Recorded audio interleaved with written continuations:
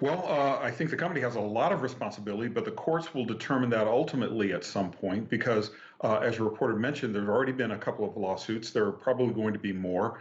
The federal government is likely to come down on Norfolk Southern, from what I'm hearing from here in D.C., that they will bear some significant responsibility. It's going to cost them a lot of cash, I think, over the long haul. Some of them they'll be able to settle.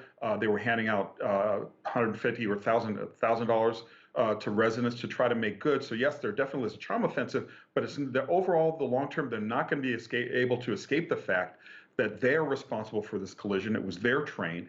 They're responsible for running trains on skeleton crews and on just-in-time schedules.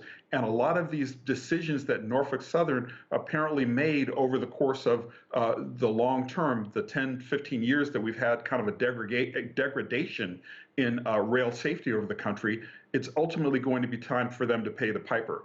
So they're going to be doing damage control immediately, and they know that they're on the hook because their representative didn't stick around long enough to talk to Ohio residents face to face, which they would have heard a lot of anger. So I think they're going to have to pay a heavy price. How heavy remains to be seen, but I think ultimately they're going to bear a significant amount of responsibility if history is any teacher in this incident.